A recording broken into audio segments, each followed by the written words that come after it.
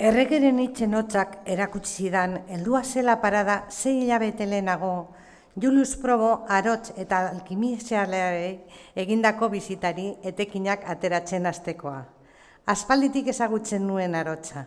Hari erosten bainizkion trepeta ibiltari harrigarriak Grasibelarentzat. Txerpolari bat zuhaitz batetik Gerezian ibiltzen, bizaldi aska beretik ura edanez, emakume brodalaria kantari, inude aur jaioberri baten zehazkari eragitzen. Trepetek bidarerdir itxaka zeukaten bizkarrean eta hari eraginez gero bolon-bolonka ibiltzen hasten ziren egurrezko trepetak. Grasibelen algarak eta ikusle guztion harridura sortuz. Trepeta haie gogoan lehotxetako lana hobe zezakeen tramankulu bat eskatu nion Julius Probori.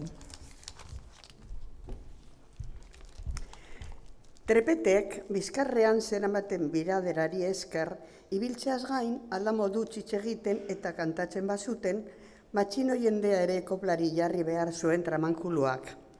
Erregek ere, ez zuen ezagutzen tramankulu, hitz eragilaren nire karta eskutu hura.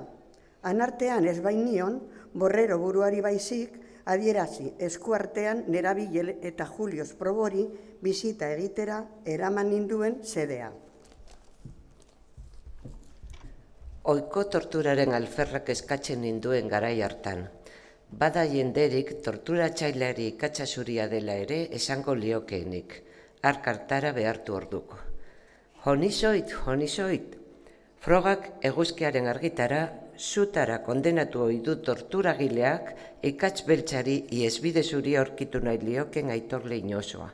Eta ez zaio torturagileari arrazoirik falta, infernuan ere ez baitago nahikoa zu ergelentzat.